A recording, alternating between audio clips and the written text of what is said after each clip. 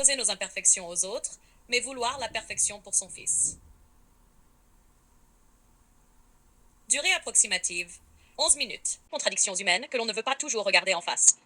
Des paradoxes qui vivent en silence au fond de nous et qui pourtant influencent notre manière d'aimer, d'exister et d'éduquer. L'un des plus universels, et peut-être des plus troublants, est celui-ci. Nous avons tendance à demander aux autres d'accepter nos imperfections, tout en exigeant pour notre enfant une perfection que nous-mêmes n'avons jamais atteinte.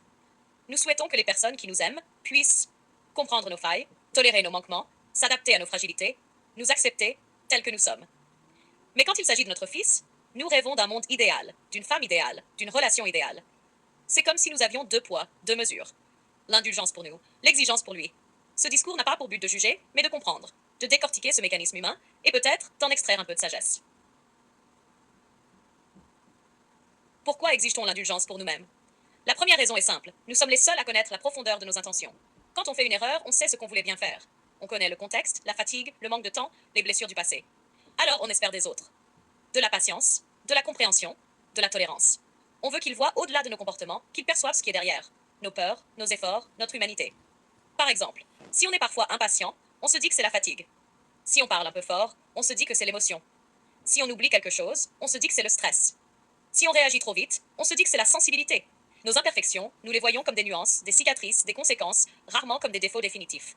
C'est pour cela que nous voulons que les autres les acceptent, parce qu'elles font partie de nous. Pourquoi à l'inverse, voulons-nous la perfection pour notre fils? Parce que dans notre enfant, nous déposons nos espérances, nos regrets, nos rêves inachevés. Un enfant, c'est comme un miroir propre. Tout y paraît possible. Nous savons que nous avons trébuché, que nous avons fait des erreurs, que nous avons aimé parfois maladroitement, que nous avons souffert ou fait souffrir. Et cette fois, pour celui qu'on aime plus que soi-même, on veut éviter les pièges, les douleurs, les déceptions. Alors nous imaginons pour lui une femme parfaite, une relation parfaite, une vie parfaite. C'est une manière de dire qu'il ne vive pas ce que j'ai vécu, qu'il n'hérite pas de mes peurs, qu'il connaisse une histoire plus douce que la mienne. Ce désir n'est pas égoïste, il est protecteur. Cray, le paradoxe. Ce que nous refusons pour notre fils, nous demandons à quelqu'un d'autre de l'accepter. Et c'est là que réside toute la contradiction. Nous savons que nous avons un caractère, des défauts, des blessures, des zones d'ombre, des habitudes parfois difficiles. Et pourtant, nous espérons qu'un homme adulte saura les comprendre, les apprivoiser, les aimer. Mais pour notre fils, ces mêmes imperfections, nous ne les voudrions pas. Pourquoi?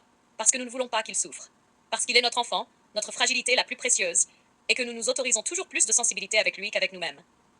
Nous acceptons que quelqu'un vive avec nos défauts, mais nous avons du mal à imaginer que notre fils en fasse autant.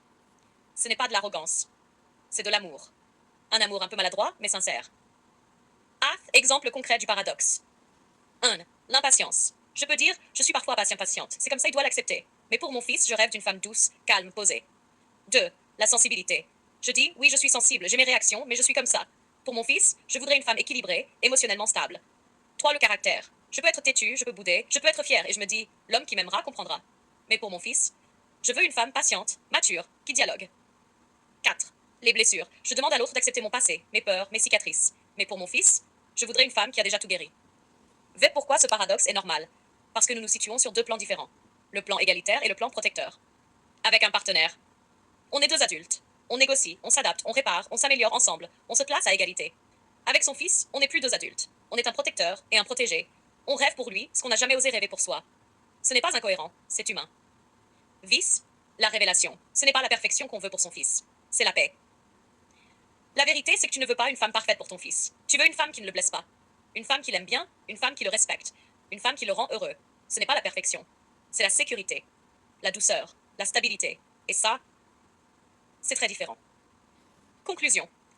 Alors oui, nous imposons parfois nos imperfections aux autres, tout en souhaitant la perfection pour notre fils. Mais ce n'est pas de la contradiction, c'est de l'humanité. Nous savons que nous avons des défauts, et nous espérons qu'un homme nous aimera malgré ou grâce à eux. Parce que c'est ça, l'amour adulte.